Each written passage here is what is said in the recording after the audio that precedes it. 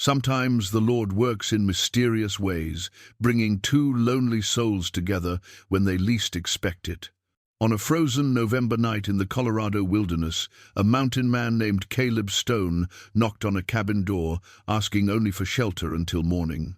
The two young women who answered that knock, twin sisters Sarah and Rebecca Hayes, had been praying for help ever since their father passed. They saw Caleb not as a stranger, but as an answer to their prayers. By sunrise, both sisters had made their feelings known, each hoping this weathered wanderer might stay and help them keep their homestead alive. But could a man who'd spent 20 years alone accept what these twin maidens were offering? Before we jump back in, tell us where you're tuning in from, and if this story touches you, make sure you're subscribed, because tomorrow I've saved something extra special for you. The storm had come down from the high country like the wrath of an angry god, turning the November afternoon into a swirling chaos of snow and wind that could freeze a man solid in his saddle. Caleb Stone had seen worse in his 20 years trapping the Colorado mountains, but not by much. His horse, a sturdy roan mare named Patience, pushed through drifts that reached her chest, her breath coming out in great clouds of steam that the wind tore away before they could rise. Caleb was a big man, broad across the shoulders from years of working traplines and hauling pelts.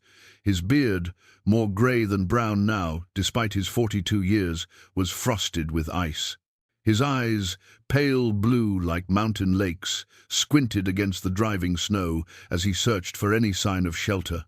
He'd been heading down from his trap cabin, planning to winter in Denver this year, maybe find some work that didn't involve frozen fingers and empty traps. The beaver were getting scarce, and a man got tired of talking only to himself and the wind. He'd left civilization behind so long ago that he sometimes wondered if he even remembered how to be around people anymore. 20 years was a long time to carry ghosts on your back, long enough that the weight of them felt normal, like the pack he carried or the rifle across his saddle. But the mountains didn't judge a man for his past, didn't ask questions he couldn't answer. The cabin appeared through the snow like a blessing, solid and square, with smoke rising from a stone chimney. It sat in a small valley, protected on 3 sides by pine-covered slopes. Caleb could make out a barn, a chicken coop, and what looked like a good-sized vegetable garden gone dormant for winter. Somebody had put work into this place, and recently too. The fences were straight, the outbuildings tight against the weather. He urged Patience forward, and as they drew closer, he noticed other details. Firewood stacked neat and high against the cabin wall, shutters that fit snug in their frames. A weather vane on the barn that showed a running horse, the metalwork precise and careful. This was a homestead built to last, built by someone who understood that the frontier didn't forgive carelessness. Caleb dismounted near the porch, his legs stiff from hours in the saddle. He led Patience to a post and tied her where the roof overhang would give her some shelter from the wind.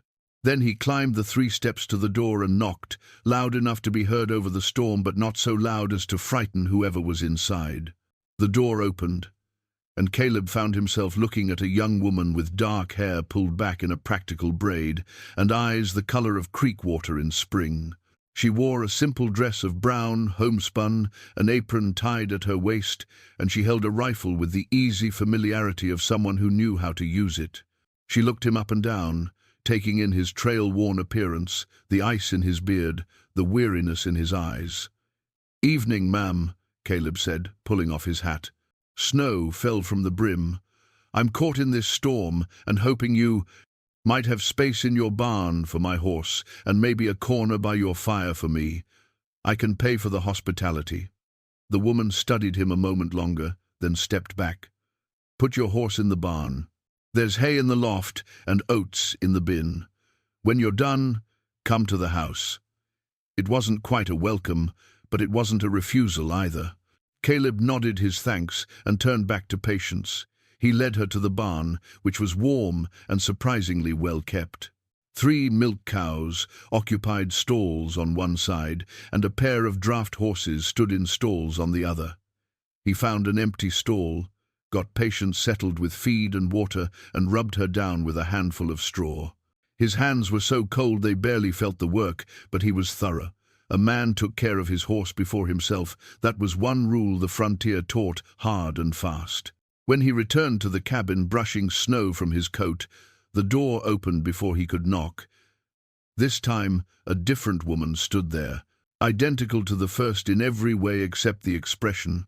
Where the first had been cautious and measuring, this one smiled with a warmth that seemed to push back the cold.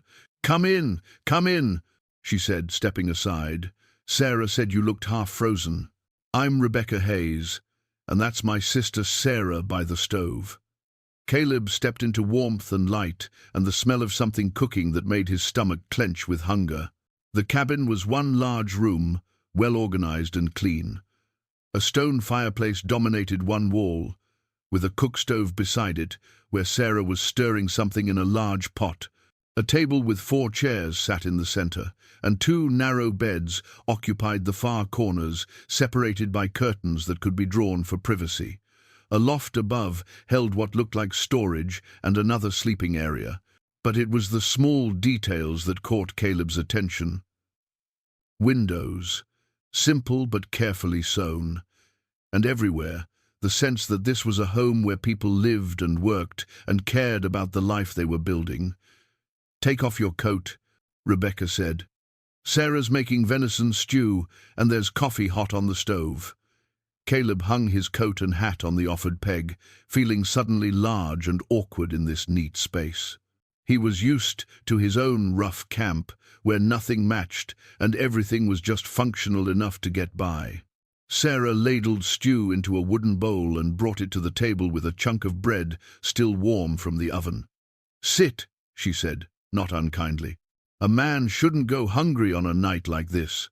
As Caleb ate, the twins moved around the cabin with the practiced ease of people who'd lived together all their lives. They were identical in appearance, both tall and lean, with strong shoulders and capable hands, their dark hair and green eyes marking them as kin, but their differences showed in how they moved and spoke. Sarah was economical in her gestures, precise in her words. Rebecca was fluid and expressive, quick to smile and laugh. You're a long way from anywhere, Caleb said between bites of stew that was better than anything he'd tasted in months. This homestead yours? It was our father's, Sarah said, sitting across from him with her own bowl. Ezra Hayes. He passed 6 months ago. I'm sorry for your loss. Rebecca sat beside her sister, and Caleb noticed for the first time the leather-bound journal that lay on the table between them. It was well worn, the leather soft with handling, and it bore the initials E.H. stamped into the cover. Pa built this place with his own hands, Rebecca said, touching the journal gently. Started 30 years ago when this was nothing but wilderness. Raised us here after Ma died, bringing us into the world. Caleb nodded, understanding the weight of that history. A place like this represented decades of work, of stubborn determination against weather and wildlife and all the hardships the frontier could throw at a person.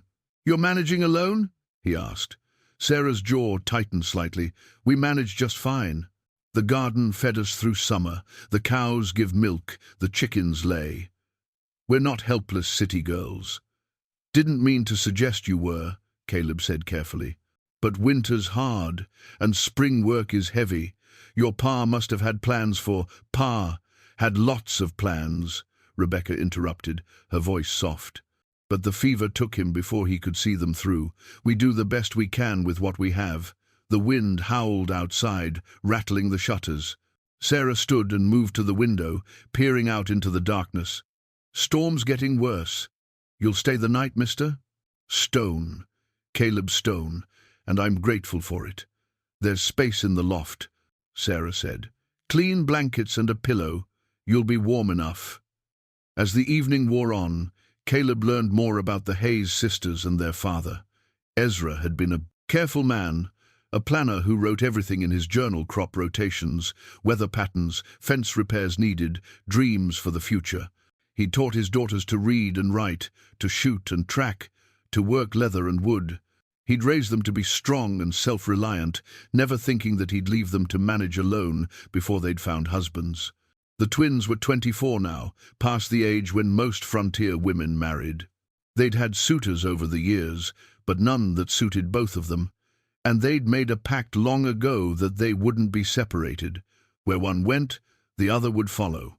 When Caleb finally climbed to the loft, wrapped in blankets that smelled of cedar and sunshine, he lay awake, listening to the storm and the soft murmur of the twins talking below. He'd planned to be gone at first light, to put this place behind him and continue his journey to Denver. But something in the warm cabin, in the twins' determination, in the sense of home that permeated every corner, made him wonder what it might be like to stop running, even for a little while. Outside, the wind screamed through the pines, and snow piled against the cabin walls. Inside, Caleb Stone closed his eyes, and for the first time in 20 years allowed himself to imagine what it might feel like to belong somewhere again. Morning came with that peculiar stillness that follows a heavy snow, the world muffled and clean under a fresh white blanket. Caleb woke to the smell of coffee and bacon, his body stiff from the cold journey, but warm under the cedar-scented blankets. He could hear the twins moving below, the quiet clatter of dishes and the low murmur of their voices. He dressed quickly and climbed down from the loft, finding Sarah at the stove and Rebecca setting the table. They both looked up as he descended, and something in their expressions told him they'd been talking about him. "Morning," he said, moving toward the door. "I'll see to the animals before. Breakfast." "Already done," Sarah said, not quite meeting his eyes. "We rise early here." Caleb nodded, feeling suddenly useless. "Then I'll be getting patience ready. Storm's past, and I should make some miles before. Stay for breakfast at least," Rebecca said quickly, setting down a plate with more force than necessary. "It's the least we can offer after you spent the night in our loft." There was something in her voice, almost desperate, that made Caleb pause. He looked between the two women and saw the same need reflected differently in each face. Sarah's jaw was set with stubborn determination, while Rebecca's eyes held a plea she was trying to hide. "Breakfast would be welcome," he said carefully. They ate in relative silence, though Caleb caught the twins exchanging looks across the table, having some conversation he wasn't privy to. Finally, as he was finishing his second cup of coffee, Sarah stood and walked to the window. "Mr. Stone," she said, her back to him, "I won't insult you by pretending this is easy to ask, but I'm going to ask it anyway. Would you consider staying on for one more day? Maybe two?" Caleb set down his cup. "Ma'am, I appreciate the hospitality, but I've got business in Denver and the barn roof." Rebecca interrupted, coming to stand beside her sister. "The north corner is weak. Pa meant to fix it before winter, but he never got the chance. If we get another heavy snow, the whole thing might collapse on the livestock." Sarah turned to face him. "We'd pay you. We don't have much cash money, but we've got smoked meat, preserved vegetables, anything you'd need for your journey south." Caleb looked at them both. These strong young women trying to keep their father's legacy alive, and felt something shift in his chest. He shouldn't care. He'd learned long ago not to get involved in other people's troubles. A man traveled lighter when he didn't carry anyone else's burdens, but he heard himself saying, "Let me look at it after breakfast." The relief on Rebecca's face was immediate and unguarded. Sarah just nodded, but her shoulders relaxed slightly, and Caleb realized how much tension she'd been holding. After breakfast, Caleb followed Sarah to the barn, while Rebecca stayed to clean the breakfast dishes. The morning was brilliant, the sun reflecting off fresh snow with an intensity that made his eyes water. The temperature had dropped overnight, and his breath hung in the air like smoke.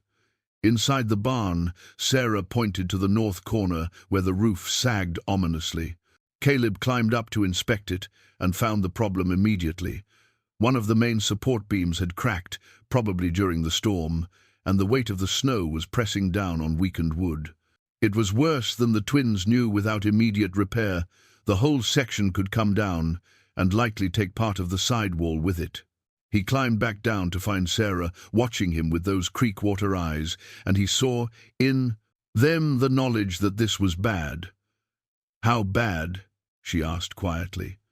Bad enough that I'd be a poor excuse for a man if I rode out and left you with it, Caleb admitted. It's not a one-day job, Miss Hayes. Maybe 3 or 4 if the weather holds, and that's if you've got the lumber. Sarah looked up at the damaged roof, then back at him. We have some lumber.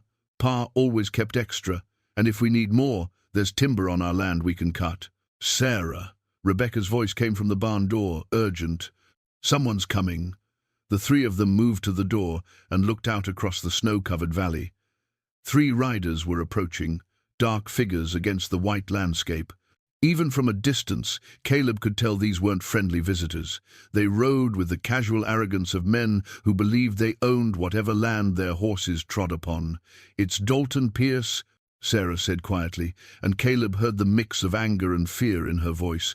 Or his men, anyway. Whose Sigters? Pierce? Owns the big spread east of here, Rebecca said, moving closer to her sister.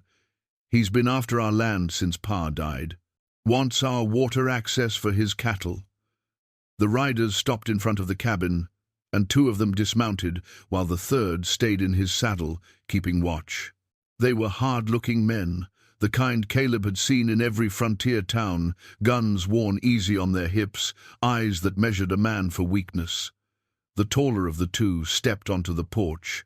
Miss Hayes, Miss Rebecca, beautiful morning, ain't it? Mr. Garrett, Sarah said coolly. What brings you to our land? Just checking on you ladies after that storm. Mr. Pierce worries about you out here all alone. Garrett's eyes flicked to Caleb, assessing. Though I see you ain't quite so alone today.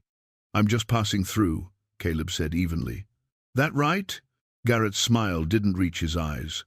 Well, while you're passing through, you might want to mention to these ladies that Mr. Pierce's offer still stands. Good money for this property. Enough for them to set up nice somewhere safer, somewhere more suitable for young women on their own. We've told Mr. Pierce before we're not selling, Sarah said, her voice hard as iron. Garrett shrugged. Mr. Pierce is a patient man, but patience has its limits. Things happen out here. Accidents, fires, animals get spooked and break through fences. A shame when a place falls into disrepair because the folks trying to run it just don't have what it takes.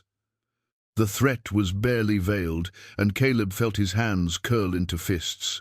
He'd met men like Garrett before, bullies who hid behind legal language while doing their boss's dirty work. I think you've delivered your message, Caleb said, stepping forward. Time for you to ride on. Garrett looked at him more carefully now, taking in Caleb's size, the way he moved, the hardness in his pale eyes. You got a stake in this, stranger.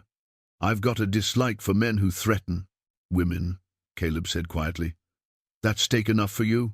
For a moment, the air was taut as a drawn bowstring. Then Garrett smiled again, that cold, empty expression. No threat intended, just friendly advice. Come on, boys. They mounted up and rode off, but the middle rider turned in his saddle to look back, and even from a distance, Caleb could feel the malice in that gaze. When they were gone, Sarah let out a breath she'd been holding. That was foolish, Mr. Stone. Pierce has a dozen men like that. You won't be here to stand between us and them? Maybe not, Caleb said. But I'm here now, and while I'm here, I'll see that roof fixed proper. Rebecca touched his arm, and when he looked at her, her eyes were bright with tears she was too proud to let fall. Thank you. That evening, after a day spent clearing snow and assessing the damage, after a supper of stew and fresh bread, Sarah brought out her father's journal and opened it to a page marked with a ribbon. Mr. Stone, she said, her voice formal, I want to show you something. She turned the journal toward him, and he read the neat handwriting. If anything happens to me before my girls are settled, I pray the Lord sends them a good man, a man with strength enough to protect them and wisdom enough to love them, a man who understands that this land is worth keeping and that my daughters deserve a chance at the life I dreamed for them. Caleb looked up to find both women watching him. Pa wrote that 3 weeks before he died, Rebecca said softly. almost like he knew his time was short. "We're not asking you to marry us, Mr. Stone," Sarah said, though her cheeks colored slightly. "We're just asking you to think about staying, not just for a few days, but maybe through the winter. We can pay you not much, but enough. And when spring comes, if you still want to go to Denver, we won't stop you." Caleb looked down at the journal, at the dead man's prayer, and then at his daughters. He thought about Denver, about the anonymous life he'd planned there, about continuing to run from ghosts that would follow him anyway. Then he looked at the twins, Sarah with her quiet strength and Rebecca with her gentle hope, and saw not just two women trying to survive, but two people worth standing beside. "I'll stay until the snow clears," he heard himself say. "We'll fix that roof and anything else that needs fixing.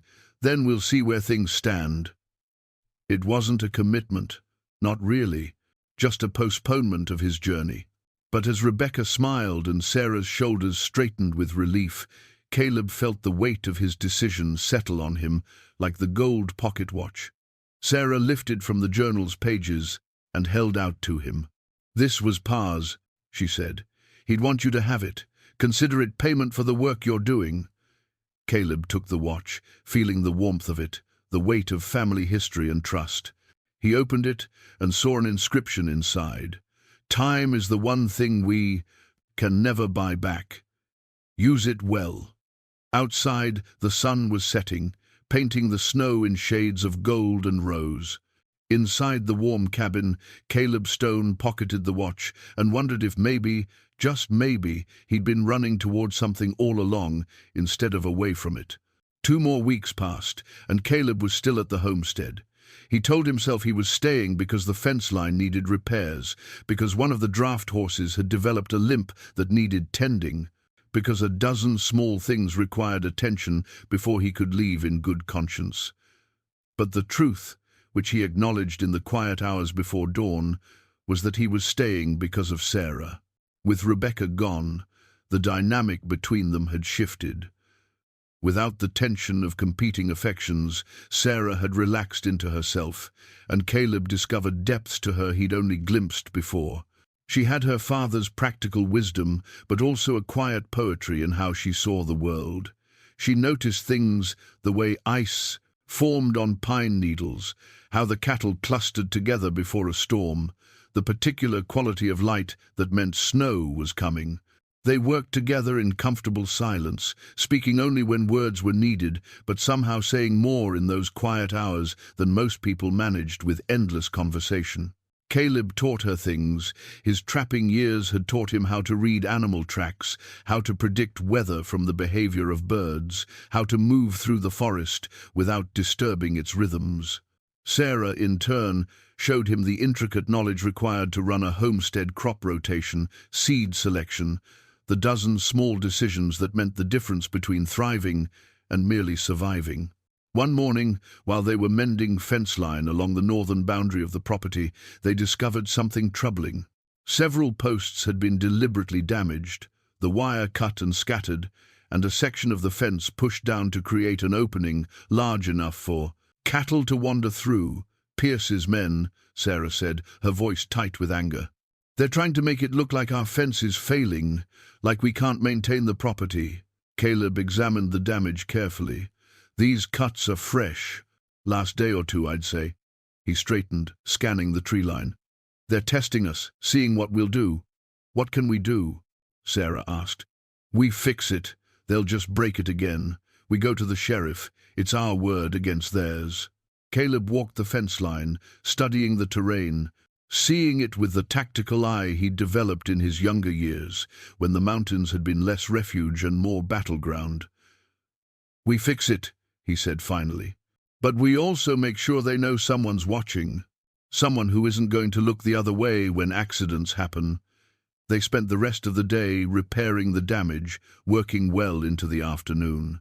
When they finally finished, Caleb proposed riding into town to speak with the sheriff and to check on Rebecca.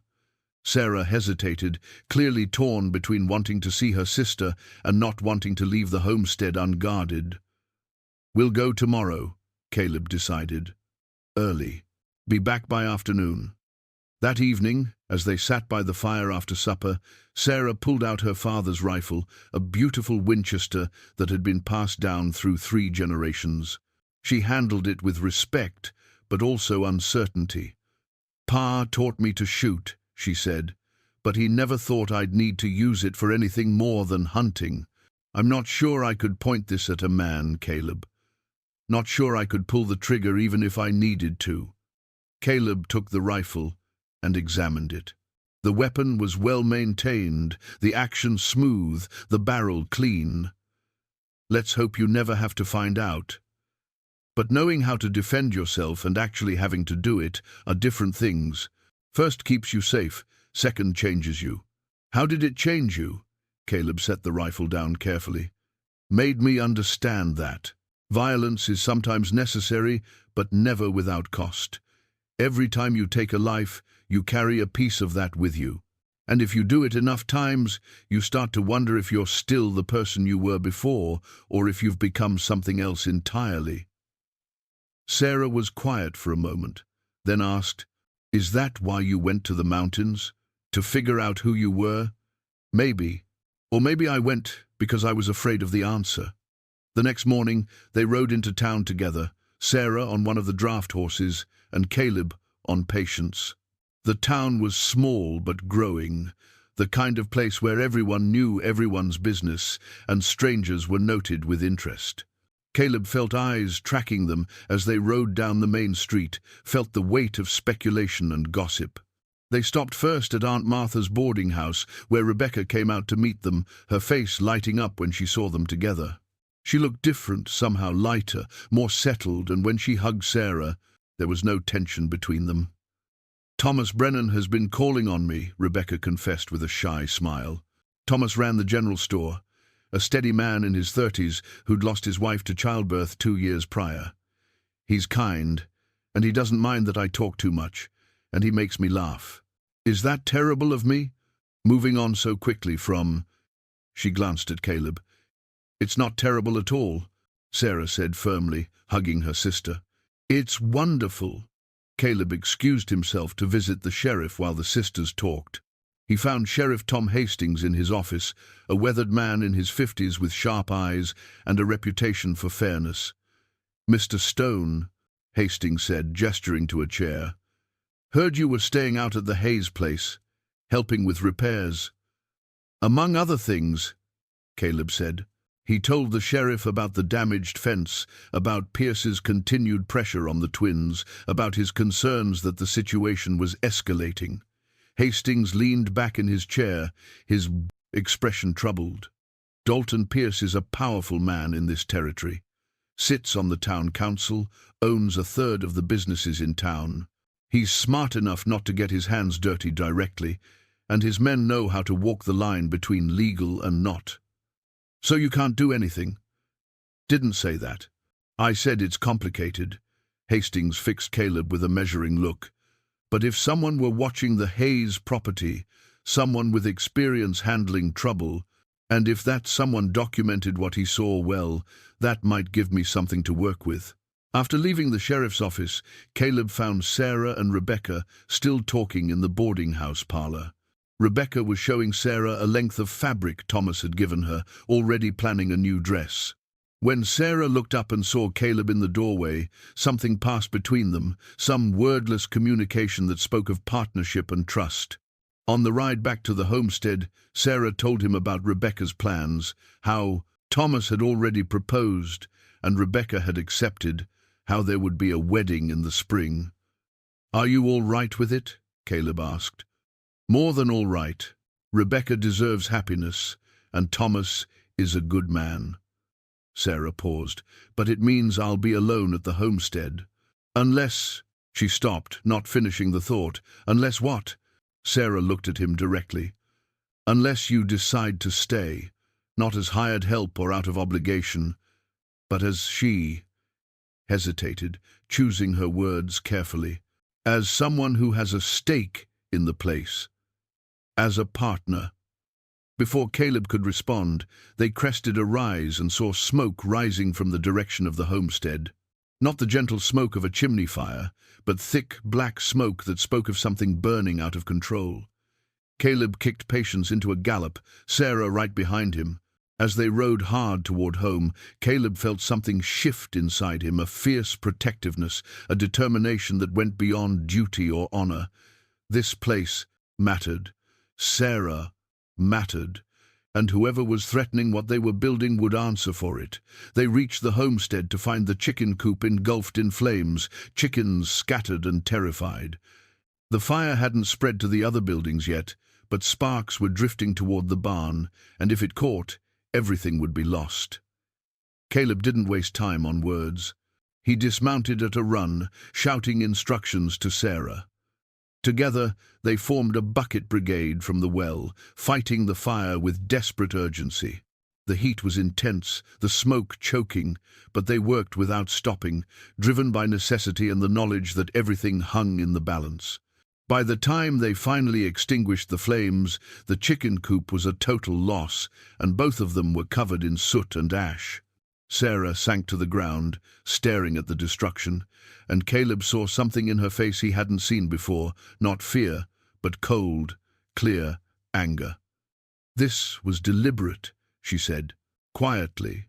"Someone set this fire while we were in town. They were watching, waiting for us to leave." Caleb examined the remains and found evidence she was right, an oil-soaked rag, the smell of kerosene. He looked at the barn with its new roof, at the cabin where they'd shared meals and stories, at the land spreading away to the mountains. And he made a decision that had been coming since the first night he'd knocked on that door.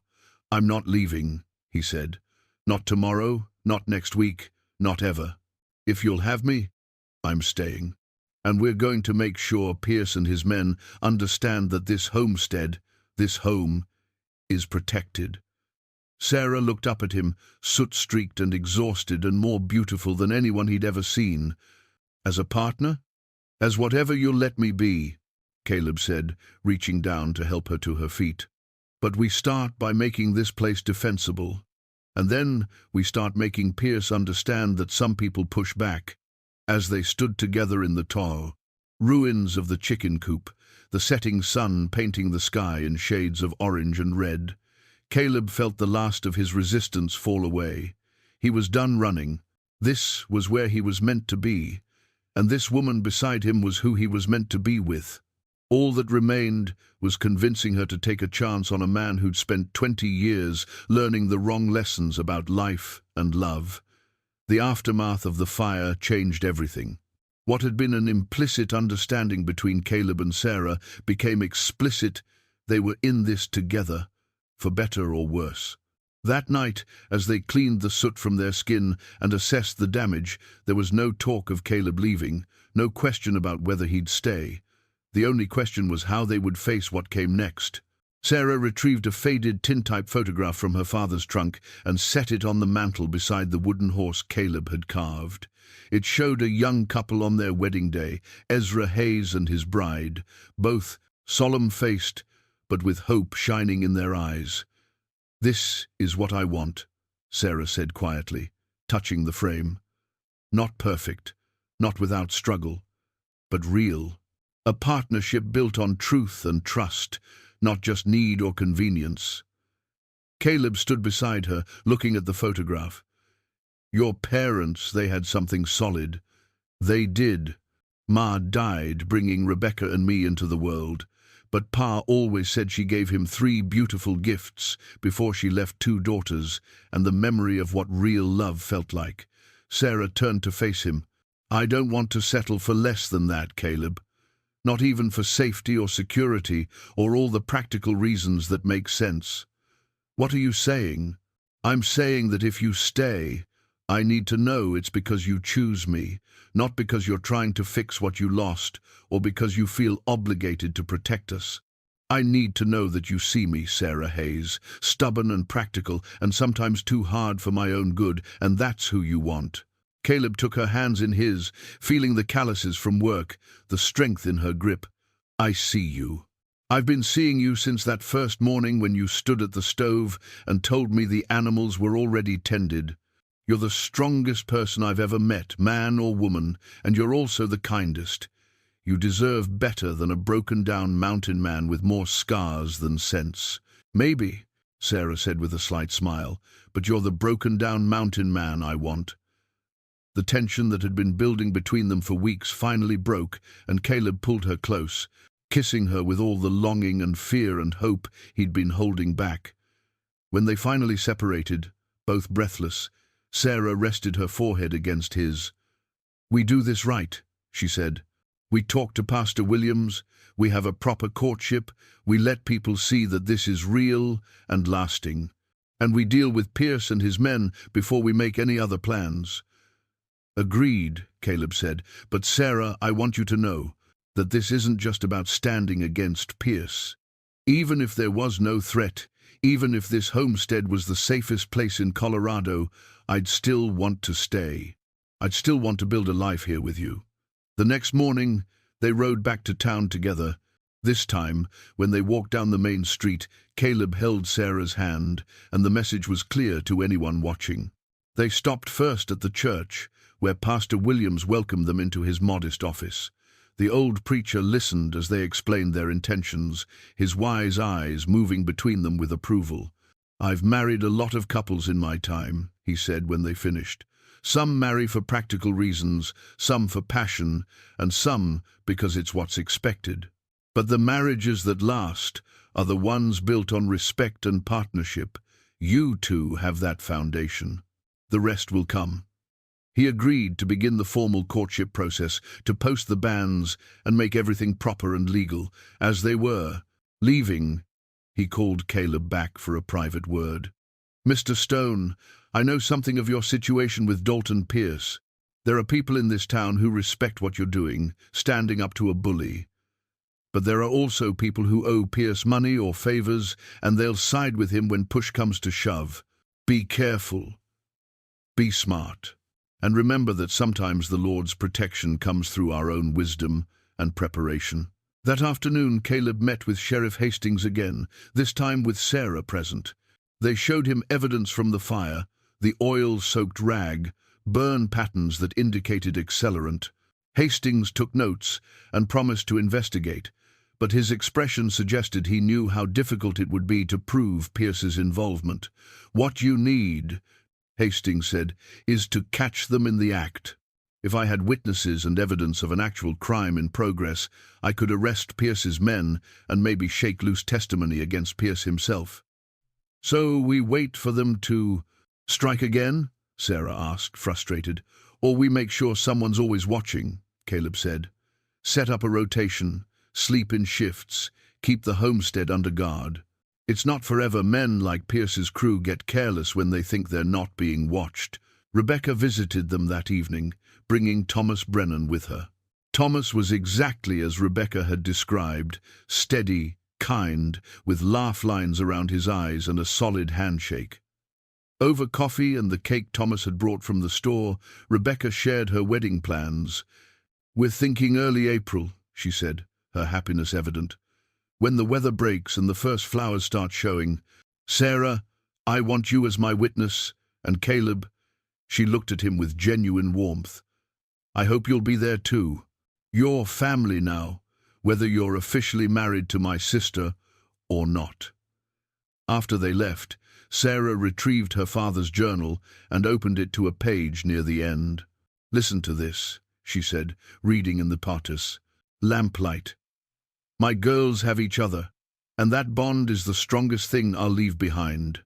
But I pray they each find a partner who understands that twin sisters aren't meant to be separated, that choosing one doesn't mean losing the other. I pray for men who see that loving one of my daughters means honoring both." She closed the journal carefully. "Pa knew we'd need people who understood. Thomas gets it. He doesn't see Rebecca's bond with me as competition. And you." She reached for Caleb's hand. "You helped Rebecca see that we could each have our own lives without breaking what we have together." That night, as Caleb kept first watch from the porch, rifle across his knees, he thought about the strange path his life had taken. A month ago, He'd been heading to Denver to lose himself in anonymity. Now, he was sitting guard over a homestead he'd come to love, protecting a woman who'd become more important to him than his own safety, preparing to face down men who wouldn't hesitate to use violence. Sarah came out to sit beside him, wrapped in a blanket against the cold.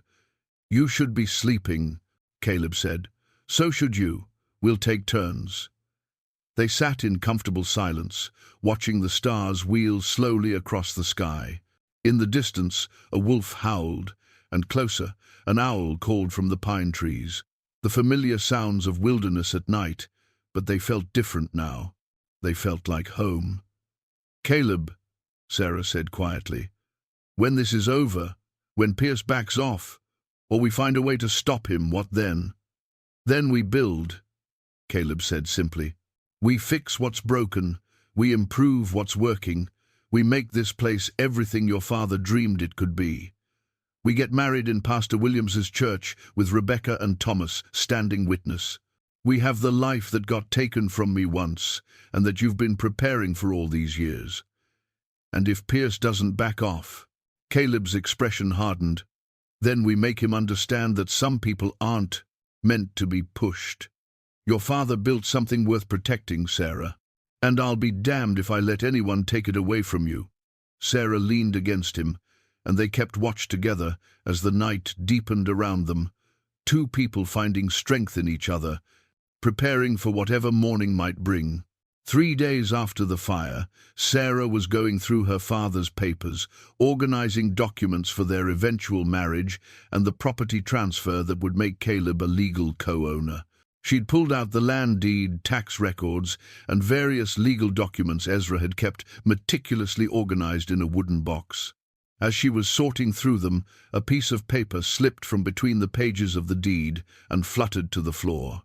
Caleb picked it up and saw it was an addendum to the original land grant, written in official territorial government language and stamped with an official seal. "What's this?" he asked, handing it to Sarah. She read it, her eyes widening with each line. Then she read it again, more slowly. When she looked up, her expression was a mix of shock and understanding.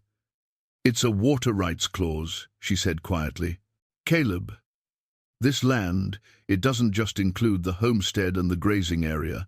It includes water rights to 3 natural springs that feed into Black Creek. According to this, we control the primary water source for everything downstream, including Pierce's land," Caleb finished, understanding flooding through him. "That's why he wants this property so badly. It's not about adding acres to his ranch. It's about controlling the water." Sarah stood and walked to the window, looking out at the land her father had claimed and built upon. Pa knew. He must have known. "Look at the date on this addendum. It's from 2 years ago. The territorial government did a new survey and updated all the water rights. Pa would have received notification." Caleb examined the document more carefully. The language was clear and legally binding. The Hayes homestead controlled water rights that could, theoretically, be leveraged to restrict flow downstream. It was a position of enormous power, and in the arid West, water meant life or death for livestock, crops, and entire communities. "This changes everything," he said. "This isn't about Pierce bullying 2 women into selling cheap. This is about him trying to secure something essential to his entire operation before you realize what you have." Sarah turned back to him, and he saw her father's determination in her eyes. "We need to talk to someone who understands water law. We need to know exactly what this means and what our options are." They rode to town that same day and met with Horace Pettigrew, the only lawyer within 50 miles. Pettigrew was an elderly man with a sharp mind and a reputation for absolute integrity. He examined the water rights document with the care of someone who understood its significance. "This is legitimate," he said, finally setting the paper down with reverence. "And it makes your property one of the most valuable in the territory. The springs mentioned here feed Black Creek year-round. Without access to that water, much of the downstream land becomes marginal at best, unusable at worst during dry seasons. What are our options? Caleb asked. Pettigrew leaned back in his chair. Legally, you can do whatever you want with this water. You could restrict Pierce's access entirely, though I wouldn't recommend that it would likely lead to violence. You could negotiate access fees, essentially charging him for water usage. Or you could use this as leverage to force him to leave you alone and to pay for damages he's already caused. Or we could sell, Sarah said quietly. He'd pay a fortune for this land now, wouldn't he? He would indeed. Enough for you to buy property anywhere in the territory and live comfortably for the rest of your life. On the ride back, Sarah was unusually quiet. Caleb let her think, understanding that the decision ahead was enormous. When they stopped to rest the horses, she finally spoke. I keep thinking about what Pa would want. He spent 30 years building that homestead.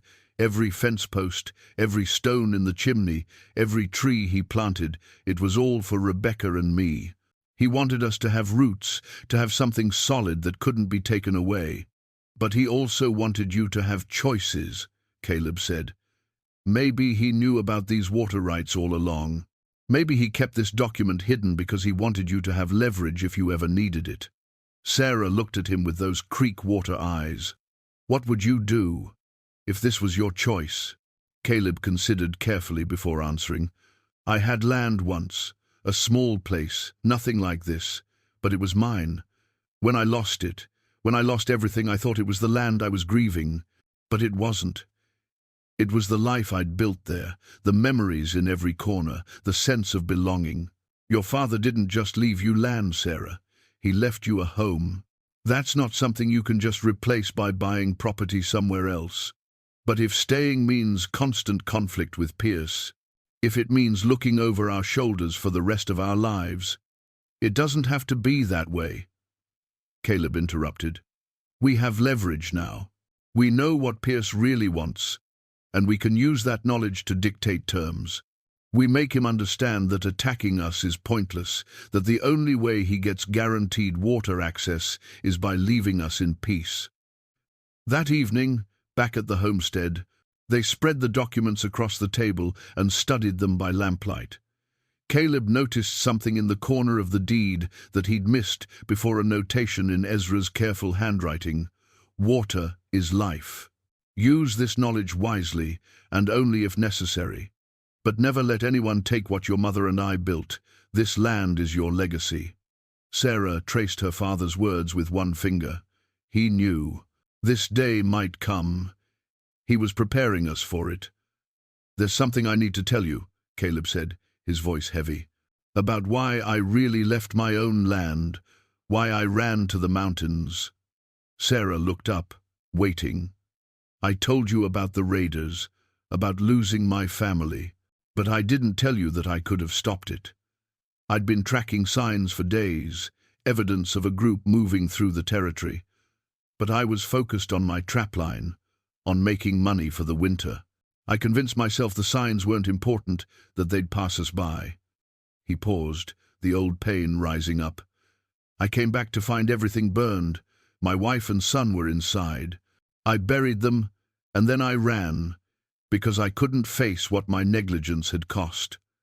Sarah reached across the table and took his hand.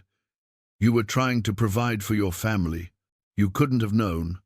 I should have known. I should have protected them. And for 20 years, I've been running from that failure, convincing myself that I didn't deserve another chance, that getting close to anyone would just lead to more loss. He met her eyes directly. But standing here with you, looking at these documents, facing down Pierce and his men, I realize I've been given another chance. And this time, I won't fail. This time, I'll see the threats coming, and I'll stand against them. Before Sarah could respond, they heard horses approaching, multiple riders, moving fast. Caleb grabbed the Winchester and moved to the window, while Sarah quickly gathered the documents and hid them in the secret compartment Ezra had built into the floor beneath the table. 8 men rode into the yard, torches in hand. At their head was Dalton Pierce himself, a big man in his 50s with silver hair and the bearing of someone who'd never been told no. He stayed mounted while his men spread out in a semicircle facing the cabin. "Hayes, girls," Pierce called out. "I know you're in there. Time we had a conversation about your future." Caleb opened the tuapotes door and stepped onto the porch, rifle held loosely but ready. "Miss Hayes isn't interested in conversation with you, Pierce, and I suggest you and your men turn around and ride out before this goes somewhere none of us want it to go." Pierce's eyes narrowed as he took in Caleb's presence, his positioning, the competent way he held the rifle. "You're Stone. Heard you were helping out with odd jobs. Didn't realize you'd decided to make yourself part of this." "I've decided a lot of things lately. Leaving isn't one of them." "Then you're a fool. These women are sitting on property that's worth more than they understand. I'm prepared to make a generous offer, one that would set them up comfortable for life." Sarah stepped out onto the porch beside Caleb. "My father built this homestead with his own hands. Every acre represents his life's work, and I'm not selling it to you or anyone else for any price." Pierce's expression hardened. "You think you can hold out against me? I have resources, men, connections. I can make your life here impossible. Or," Caleb said calmly, "we can make your life impossible. We know about the water rights, Pierce.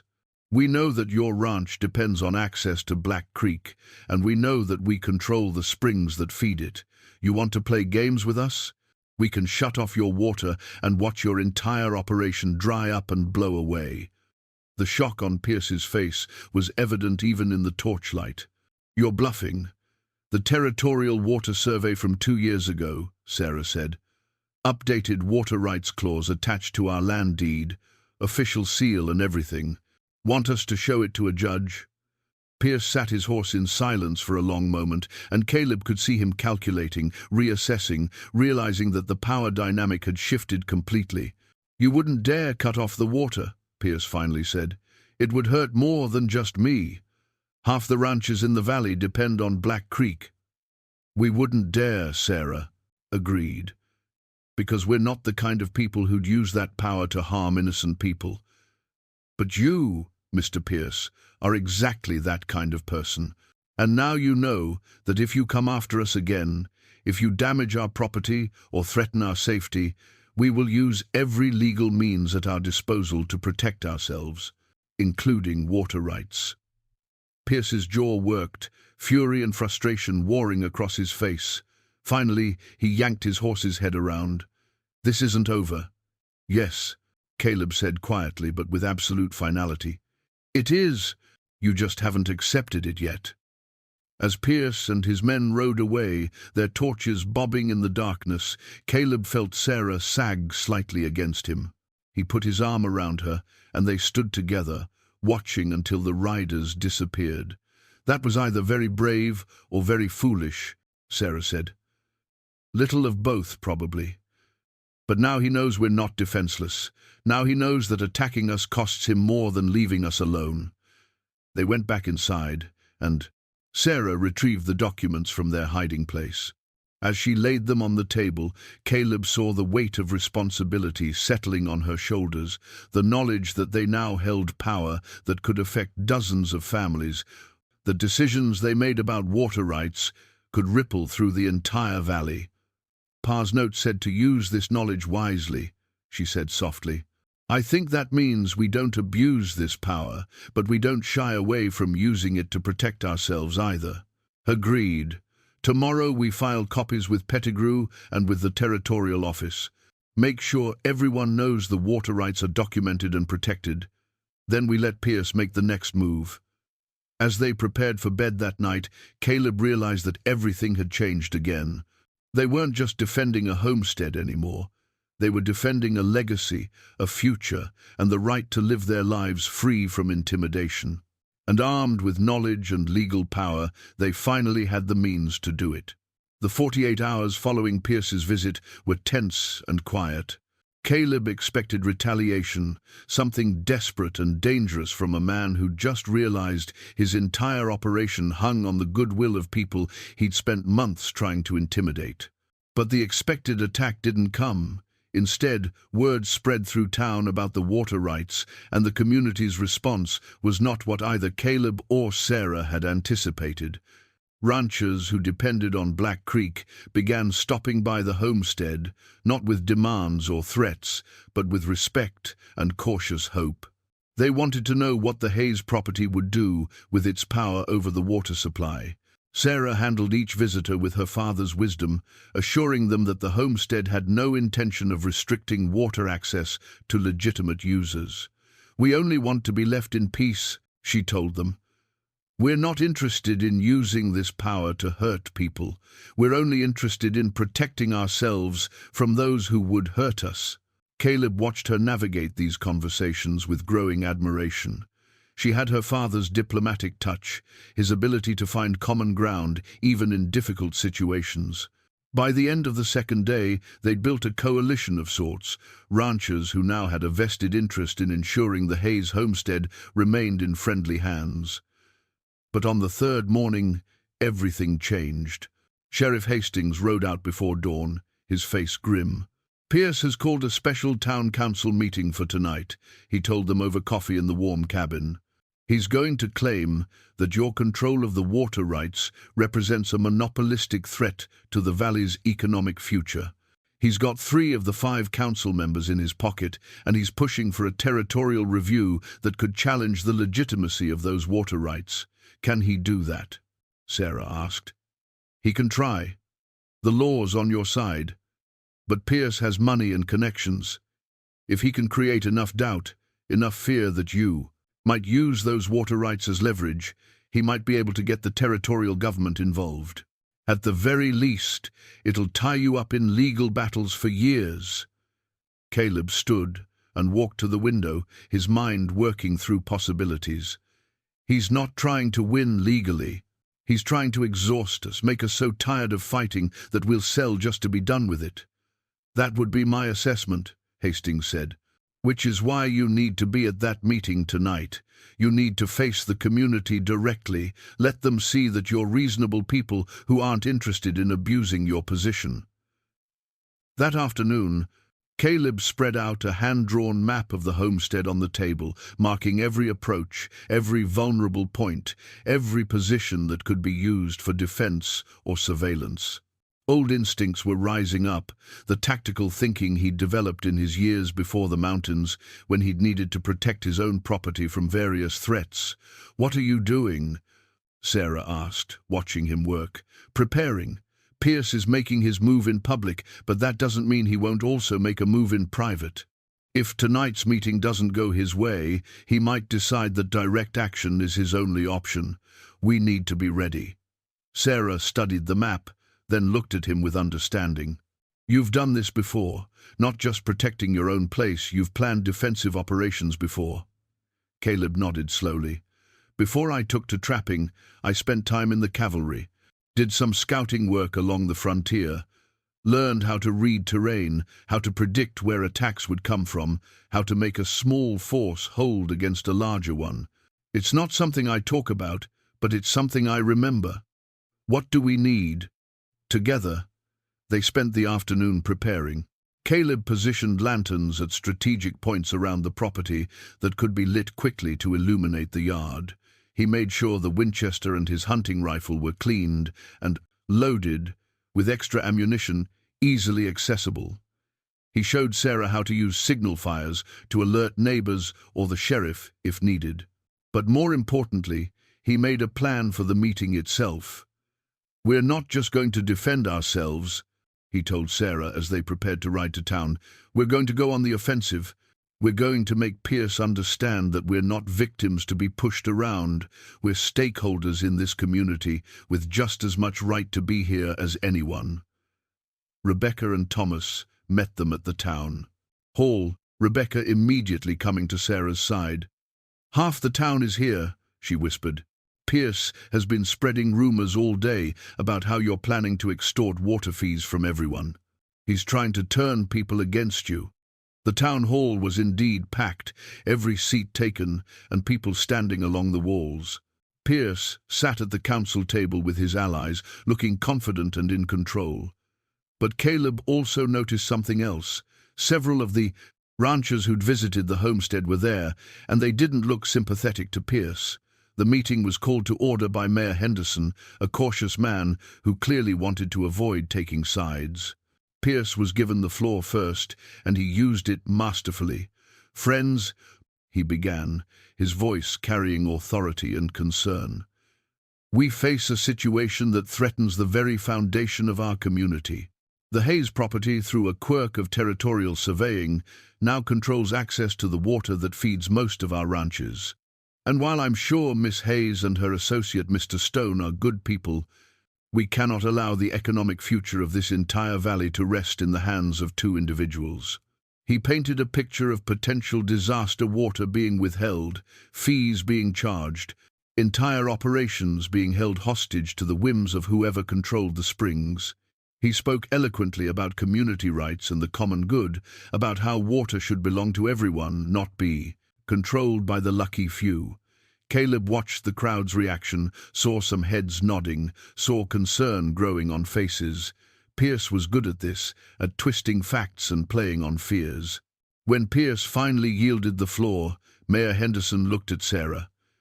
"Miss Hayes, you have the right to respond." Sarah stood, and Caleb saw her hands trembling slightly. But when she spoke, her voice was clear and strong. "Mr.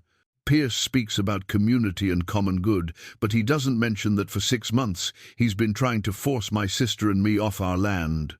He doesn't mention the fence lines cut, the fire deliberately set to our chicken coop, the constant intimidation and threats.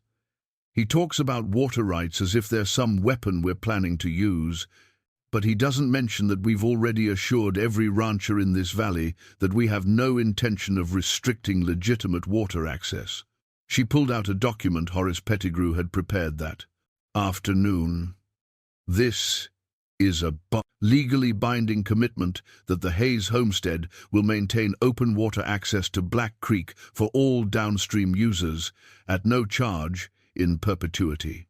The only exception would be if someone like Mr. Pierce continued to threaten or damage our property. In that case, and only in that case, would we consider using our legal rights to protect ourselves." The mood in the room shifted. People looked at Pierce, then at Sarah, reassessing. Pastor Williams stood from the back of the room. "If I may speak, Mayor Henderson, I've known the Hayes family for 20 years. Ezra Hayes was a man of honor and integrity, and he raised his daughters to be the same. I've also gotten to know Caleb Stone these past weeks, and I can attest to his character. These are not people who would abuse power or harm their neighbors, but they are people who have the right to defend themselves against intimidation and violence." One by one, the ranchers who'd visited the homestead stood, and every spoke in support.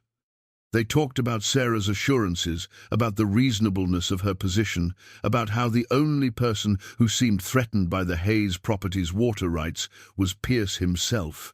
Pierce's face grew darker with each statement. Finally, he stood abruptly. "This is a farce.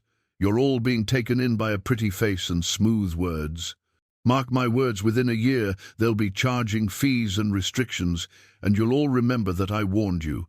Or, Caleb said, standing for the first time, his voice cutting through the murmur of the crowd, "within a year we'll all be neighbors living in peace, and you'll be the only one who couldn't accept that some people can't be bullied." Pierce turned on him, fury evident. "You think you're some kind of hero, Stone? Coming in here playing the protector? You're nothing but a drifter who got lucky." "Maybe," Caleb said calmly, "but I'm a drifter who's decided to stay. Who's decided that this place and these people are worth standing up for. And I'm a drifter who understands that men like you only respect force. So let me be clear, any further attacks on the Hayes property will be met with immediate legal action, including restriction of water rights. And if it goes beyond legal harassment to actual violence, I will defend that homestead and the woman I love with everything I have." The declaration of his feelings for Sarah made so publicly, caused a stir in the room. Sarah's eyes widened, but Caleb kept his gaze on Pierce. "So you have a choice," Caleb continued. "You can accept that you've lost this fight and move on, or you can keep pushing and find out exactly how much you have to lose." The mayor called for a council vote on Pierce's proposal for territorial review. It failed 3-2, with one of Pierce's allies breaking ranks to vote against him. The meeting adjourned with Pierce storming out and the community gathering around Sarah and Caleb to offer support and congratulations. But Caleb felt no sense of victory. He'd seen the look in Pierce's eyes as he left, and he knew what came next. Men like Pierce didn't accept defeat gracefully. They lashed out, they retaliated, and they didn't care who got hurt in the process. As they rode back to the homestead in the dark, accompanied by Thomas and Rebecca, who'd insisted on coming along for safety, Caleb laid out his concerns to Sarah. "He's going to come at us hard, and soon. Tonight's humiliation will burn in him, and he'll want revenge more than he wants the property now. We need to be ready. What do you suggest? We set a trap. We make it look like we're vulnerable, like we're relaxing our guard because we think we've won. And when his men come, we're ready with witnesses and evidence that even Pierce can't talk his way out of." Sarah considered this, then nodded. "We'll need help. People we trust absolutely. Thomas can stay with Rebecca in town, but he can be ready to alert the sheriff at a moment's notice. We need at least 2 more people here, preferably men who can handle themselves in a fight." Rebecca spoke up. "There's John Cooper and his son Daniel. They owe Pa a debt he helped them through a hard winter years ago. They're good men, and they're loyal." By the time they reached the homestead, they had a plan. Caleb sent Thomas to recruit the Coopers, while he and Sarah prepared the property. They kept the cabin dark, but positioned the signal lanterns where they could be lit quickly. They made sure the rifles were loaded and ready, but hidden from casual view. Then they waited, knowing that pride and anger would drive Pierce to act, and soon the attack came just after midnight. Caleb heard them before he saw them, 6 men on horseback, moving quietly, but not quietly enough for someone with wilderness-trained ears. He touched Sarah's arm where she sat, watch beside him, and she nodded, moving to her position by the window, while Caleb signaled the Coopers in the barn. The riders stopped at the edge of the yard, and Caleb recognized Garrett, Pierce's foreman, in the lead. They'd brought torches again, and this time they clearly intended to use them. One man dismounted and moved toward the barn, while another headed for the cabin. Caleb waited until they were fully committed, until they'd actually started pouring kerosene, until there was no question of their intent. Then he lit the signal lanterns. The yard blazed with light, and Caleb stepped onto the porch with the Winchester leveled. "That's far enough, Garrett. You and your men are trespassing, and you're caught in the act of attempted arson. There are 4 guns on you right now, and we've got witnesses prepared to testify. So I suggest you drop those torches and put your hands where we can see them." For a moment, it hung in the balance, 6 against 4, with violence just a trigger pull away. Then Sheriff Hastings rode into the yard from where he'd been waiting down. The road, alerted by Thomas as planned. "Do what he says, boys," Hastings called out. "You're all under arrest for attempted arson, trespassing, and destruction of property. And Garrett, I got a warrant here for Dalton Pierce's arrest as well, for conspiracy to commit these crimes. Seems one of his other ranch hands grew a conscience and decided to tell me everything." The fight went out of Pierce's men all at once. They dropped their weapons and their torches, and the Coopers and Caleb quickly had them secured, while Sarah put out the small fires that had been started. As Hastings led the prisoners away, he paused beside Caleb. "Pierce himself is probably halfway to Denver by now. He'll know his man talked, and he'll know he's finished here. You won't have to worry about him anymore." As dawn broke over the homestead, Caleb and Sarah stood together on the porch, watching the sun paint the mountains in shades of gold.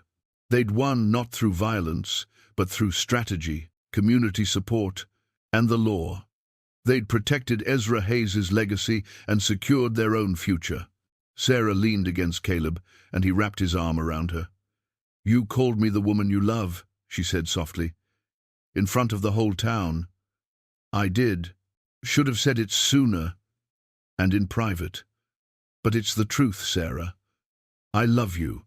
I love your strength and your wisdom, and the way you fight for what matters. And I want to build a life with you here, on this land your father loved." Sarah turned to face him, her eyes bright with tears and joy. "Then let's build it right. Let's get married in Pastor Williams's church with our friends and family around us. Let's make this partnership legal and binding in every way that matters." "Yes," Caleb said simply, and kissed her as the sun rose on their first day of real freedom. The week following Pierce's defeat was a blur of activity and emotion. Word spread quickly through the territory that Pierce had fled to avoid arrest, that his ranch was being managed by his foreman under court supervision, and that his attempt to intimidate the Hayes homestead had backfired spectacularly. The community rallied around Sarah and Caleb, offering support and congratulations, treating them as heroes rather than as troublemakers. But for Caleb, the victory felt incomplete. Pierce might be gone, but his legal troubles were just beginning. The territorial court would need to sort through property claims, water rights disputes, and criminal charges. It would take months, maybe years, to fully resolve everything. And while Pierce was unlikely to return, his allies and business associates remained, some of whom still bore grudges. On a cold but clear morning, a rider appeared at the homestead, not a threat this time, but a courier carrying official documents. Sarah signed for them and brought them inside, where she and Caleb read them together by the fire. The first document was from the territorial government, officially confirming the Hayes homestead's water rights and dismissing Pierce's challenge. The second was from Horace Pettigrew, informing them that Pierce had been formally charged with multiple crimes and that his assets were being liquidated to pay damages to his victims, including the Hayes sisters. The third document was different. It was a letter, written in Pierce's own hand, addressed to Sarah. Sarah asked, holding the envelope as if it might burn her. "That's your choice," Caleb said. "But sometimes understanding why people do what they do helps put it all to rest." Sarah opened the letter and read aloud, "Miss Hayes, by the time you read this, I will be far from Colorado, probably never to return. I won't apologize for trying to acquire your land, as that's simply business in the frontier. But I will acknowledge that I went too far in my methods. I allowed pride and desperation to drive me to actions unworthy of a civilized man. The truth is that my ranch has been failing for 3 years. Poor management, bad investments, and a series of dry seasons left me overextended and vulnerable. When the water survey revealed your springs' importance, I saw them as my salvation, the one thing that could save everything I'd built. But salvation gained through intimidation and violence isn't salvation at all. It's damnation. Your father was a better man than I ever was. He built something sustainable and real, while I built something that looked impressive but had no solid foundation. I hope you and Mr. Stone will use your position more wisely than I used mine. Water is life on the frontier, and those who control it have a responsibility to remember that others depend on their mercy. I bear you no ill will, and I hope you can find some peace in knowing that your victory was complete and my defeat absolute. Build something good on your land, and may it last longer than what I tried to build on mine." Sarah set the letter down, her expression thoughtful. "He sounds almost human when he's not trying to destroy us." "He is human," Caleb said. "That's what makes what he did worse, in some ways. He knew better, and he did it anyway because he thought he had no choice. But there's always a choice, Sarah. Always." The letter somehow made everything feel more final, more complete. Pierce wasn't some faceless villain anymore. He was just a man who'd made terrible decisions and was now living with the consequences. It was easier to move forward knowing that even your enemies were complex, flawed people rather than monsters. That afternoon, Pastor Williams rode out to the homestead with news that made Sarah laugh with delight. "The church ladies have taken it upon themselves to plan your wedding," he said with a gentle smile. "They're insisting it should be a proper community celebration, since your victory over Pierce has given everyone hope that bullies can be stood up to. I hope you don't mind." "Mind?" Sarah said. "I'm grateful. Rebecca and I wouldn't know where to start with planning something like that." "They're thinking early March," Pastor Williams continued, "after the worst of winter, but before spring planting gets serious. Give everyone something joyful to look forward to after a hard season." As the pastor left, Sarah turned to Caleb with eyes full of happiness and anticipation. "Early March. That's less than 2 months away. Are you ready to be married, Caleb Stone? To commit yourself legally and spiritually to this homestead and to me?" Caleb pulled her close, looking into those creek-water eyes that had captured him from the first morning. "I've been ready since the day I agreed to fix your barn roof, maybe even since the night I knocked on your door. Everything that's happened since then has just been me catching up to what my heart already knew." They stood together in the cabin Ezra Hayes had built with his own hands, the same cabin where his daughters had been born, where he'd raised them and loved them and prepared them for the life they were now building. The winter sun streamed through the windows, casting everything in golden light, and for the first time in 20 years, Caleb Stone felt completely at peace with where he was and who he'd become. Outside, the land waited, waiting for spring, waiting for new growth, waiting for the next chapter of its story to unfold. And inside, 2 people who'd found each other against all odds made plans for a future they would build together, one day at a time, with love and determination and the knowledge that some things, some bonds, were worth any fight to protect. The wedding day arrived with the kind of perfect Colorado weather that seemed designed by Providence itself, cold but clear, with brilliant sunshine that made the snow sparkle like diamonds.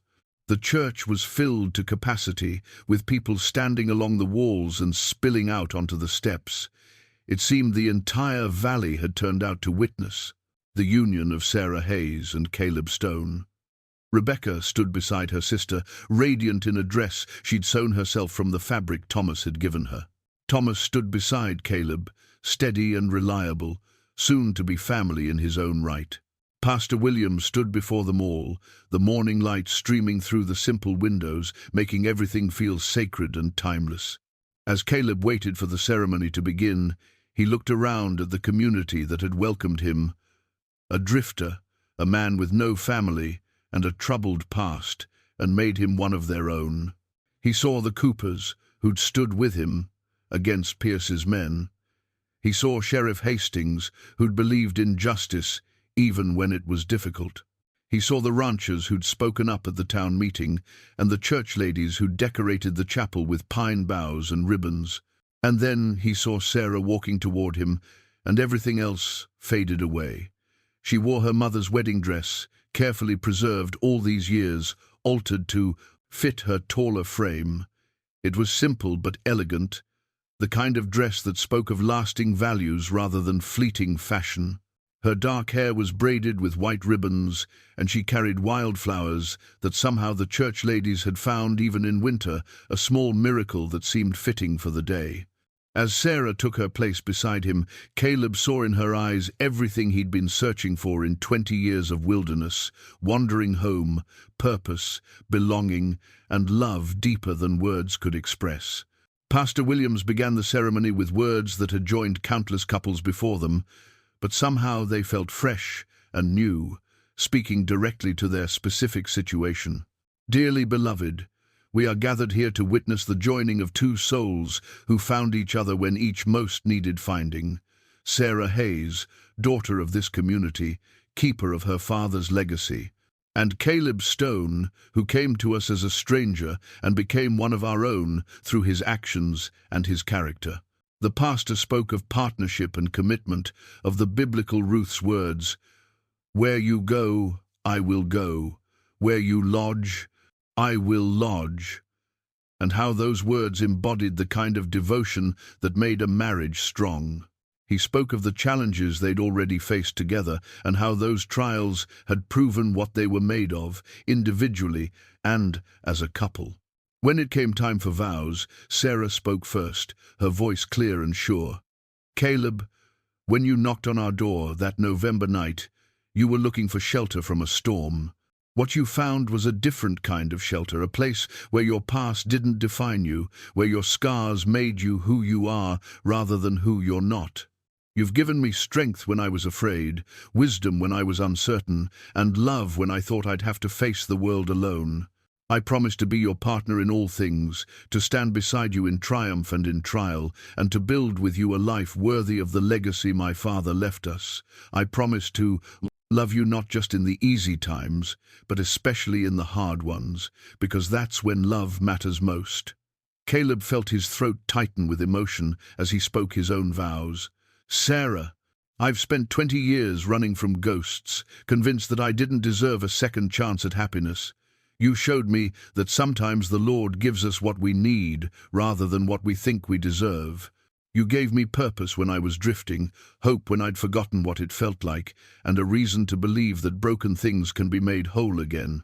I promise to protect you and this land we're building on, not because you need protecting, but because it's my honor and privilege to stand beside someone so strong. I promise to be worthy of the trust you're placing in me, and to spend every day proving that sometimes the best shelters are the ones we build together. Pastor William smiled as he pronounced them husband and wife. Caleb, you may kiss your bride. The kiss was gentle and sweet, and the church erupted in applause and celebration. As they turned to face their community as a married couple, Caleb saw Rebecca wiping happy tears, Thomas grinning with genuine joy, and faces upon faces lit with approval and support. Outside the church, the community had organized a celebration. Tables were set up with food contributed by dozens of families. Musicians appeared with fiddles and guitars, and soon there was dancing in the street despite the cold. Children ran between the adults, and laughter rang out across the town square. As Caleb and Sarah danced their first dance as husband and wife, he whispered in her ear, "Thank you for answering the door that night." Sarah smiled up at him. "Thank you for knocking." They danced until their feet ached, ate until they were full, and celebrated surrounded by people who'd become more than neighbors, they'd become family. And as the sun began to set, painting the sky in shades of orange and pink, Caleb and Sarah Stone rode back to their homestead, ready to begin the next chapter of their life together. The mountains stood eternal in the distance, the land stretched out before them full of promise, and the cabin waited with its fire burning warm. Everything that had led to this moment, the losses and the lessons, the trials and the triumphs, had been preparing them for this new beginning. As they dismounted at the cabin, Caleb noticed something on the porch, a wooden sign, clearly handmade, that someone had left as a wedding gift. It read, "Stonehays Ranch, Est, 1875. Sarah touched the sign gently, tears in her eyes. "It's perfect. It honors Pa's legacy while acknowledging our new beginning." They carried it inside together, and Caleb knew that when spring came, he'd mount it at the entrance to their property for all to see. But for now, on this cold but perfect wedding night, they had each other and the promise of a future they would build together, one day at a time, with love as their foundation, and faith as their guide. 3 months had passed since the wedding, and spring had finally broken winter's grip on the Colorado high country. The snow had melted from all but the highest peaks, and the land was awakening with new life. Green shoots pushed up through the soil in the vegetable garden, the cattle had calved successfully, and the creek ran high and strong with snowmelt, a constant reminder of the precious resource they protected. Caleb stood on the porch in the early morning light, watching the sun rise over the mountains he'd once called home. But he didn't feel the pull to return to that solitary life anymore. That chapter had closed, and a new one had opened, one filled with purpose and partnership and a kind of contentment he'd thought was lost to him forever. The cabin had changed in small but significant ways. Sarah's touches were everywhere, curtains at every window, a garden of herbs starting to grow in pots on the windowsill, and photographs on the walls, showing family and friends. But there were also Caleb's contributions, new shelves he'd built, tools organized in the barn, and small improvements that made daily life easier. Sarah emerged from the cabin, carrying 2 cups of coffee, and came to stand beside him. She was 3 months pregnant, though it barely showed yet. They'd discovered the blessing just last week, and the joy of it still felt almost too much to contain. A new life growing, a continuation of the Hayes legacy, and a new beginning for the Stone family. "Beautiful morning," Sarah said, handing him a cup and leaning against him in that comfortable way of long-time partners. "They all are lately," Caleb replied. "I keep waiting to wake up and find this was all a dream. If it is, we're both having the same dream, so let's just keep sleeping." They watched the sun climb higher, painting the land in shades of gold and green, and Caleb thought about how far he'd traveled to arrive at this moment, not in miles, though those had been considerable, but in spirit. He'd gone from a man running from his past to a man building his future, from someone defined by loss to someone defined by love. The sound of a wagon approaching drew their attention, and they saw Rebecca and Thomas making their way up the road. Rebecca was also expecting, due just a month before Sarah, and the sisters had grown even closer through their shared experience of impending motherhood. Thomas had proven to be everything Caleb had hoped for. Rebecca steady, kind, and genuinely devoted to her happiness. "We're heading into town for supplies," Rebecca called out as they pulled up. "Thought you might want to come along." "I'll get the wagon ready," Caleb said, but Sarah touched his arm. "Actually, I was thinking we might stay here today. There's work in the garden, and I want to go through Ma's things to find the cradle Pa made. It's in the loft somewhere." Rebecca understood immediately. "Of course, we'll pick up anything you need. Just make a list." After Rebecca and Thomas left, Caleb and Sarah spent the morning working together in companionable silence, the kind that comes when 2 people are so comfortable with each other that words become optional. They planted seeds, repaired fence posts, and checked on the livestock. Simple work, but deeply satisfying. Around midday, a lone rider appeared on the horizon. Caleb's hand went instinctively to the rifle, leaning against the porch rail, but as the rider drew closer, he relaxed. It was a young man, barely 20, wearing travel-stained clothes and leading a pack horse. "Help you?" Caleb called out as the rider approached. "Hope so," the young man said, dismounting. "Name's Jacob Miller. I'm heading west to start a homestead of my own, but I got caught in a storm yesterday. Wondering if you might have space in your barn for my horses and maybe a meal to spare." Caleb and Sarah exchanged a look, both recognizing the echo of their own story. In this young man's request, Caleb remembered being that traveler, seeking shelter on a frozen night, never imagining how that simple request would change his life. "We do," Sarah said warmly. "Put your horses in the barn, there's hay in the loft and oats in the bin. When you're done, come to the house. We've got stew on the stove and bread from this morning." As the young man led his horses away, Sarah took Caleb's hand. "Do you think he knows how much his life might change from a simple kindness?" "No," Caleb said.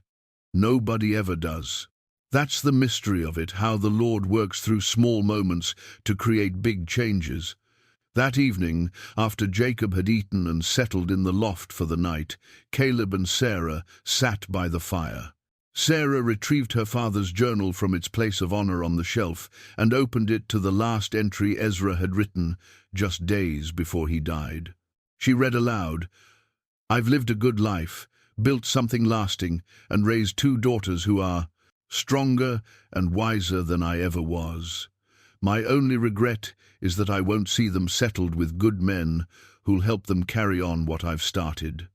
But I trust in the Lord's timing. He brought Mary to me when I needed her most, and I believe he'll bring the right men to my girls when the time is right. This land will endure. This legacy will continue. And someday, my grandchildren will walk these fields and remember that their grandfather loved this place enough to give his whole life to it. Sarah closed the journal gently. He knew, somehow. He knew you were coming, even if he didn't live to meet you. Maybe, Caleb said. Or maybe he just had faith that things would work out the way they were meant to. Later that night, as they lay in bed listening to the sounds of the homestead settling around them, Sarah placed Caleb's hand on her belly where their child grew. "What do you think Pa would say about all this?" she asked softly. "About you, about the baby, about how everything turned out." Caleb thought about the man he'd never met, but had come to know through his journal, his daughters, and the legacy he'd left behind. "I think he'd say that sometimes the Lord answers prayers in unexpected ways, that the best gifts come wrapped in storms and carried by strangers, and that love, real, lasting love, is worth any trial you have to face to find it." Sarah turned in his arms, and they held each other in the darkness, two souls who'd found each other when each needed finding most. Outside, the land stretched away to meet the mountains, waiting for morning, waiting for spring planting, waiting for the next generation to inherit its beauty and its challenges. The wooden horse Caleb had carved sat on the mantel beside the sign that read, "Stone Hayes Ranch," silent witnesses to a journey that had begun with a knock on a door and a request for shelter. What started as one night had become a lifetime, and what seemed like chance had revealed itself as providence. As sleep claimed them, Caleb's last conscious thought was one of gratitude, not just for Sarah and the life they were building, but for the storm that had driven him to knock on a particular door on a particular night. Because sometimes, he now understood, the Lord's greatest blessings arrive disguised as detours, and the best destinations are the ones we never planned to reach. The mountains stood watch over the valley as they had for countless generations and would for countless more. The creek sang its eternal song, the wind whispered through the pines, and in a small cabin on a well-tended homestead, two people who'd found shelter in each other's arms dreamed of the future they would build. Together, a future rooted in the past, but reaching forward with hope and determination. And somewhere in the loft above them, a young traveler named Jacob slept peacefully, not knowing that the kindness shown to him tonight might one day be a story he'd tell his own children about how small mercies can change the course of a life. The cycle continued, as it always would, of strangers becoming family, of shelter offered and accepted, of lives transformed by the simple act of opening a door to someone in need. This was the legacy Ezra Hayes had built, not just land and buildings, but a tradition of grace and strength, of standing firm when tested and extending mercy when asked. And now, under the stewardship of his daughter and the mountain man who'd come seeking only a night's shelter, that legacy would continue into a new generation, carried forward by those who understood that the truest measure of wealth is not what you own, but what you're willing to share. The story that had begun with twin maidens and a weather-worn wanderer had become something larger, a testament to the power of faith, the importance of community, and the truth that sometimes the life you're meant to live is the one you never saw coming until the moment you knocked on the right door at exactly the right time.